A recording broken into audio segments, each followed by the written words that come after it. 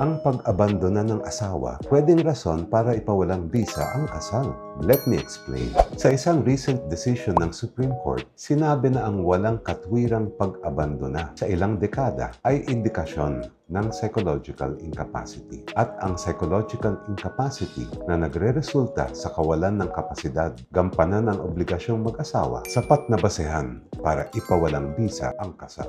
Sa Family Code kasi, ito ang obligasyon ng mga mag-asawa sa isa't isa.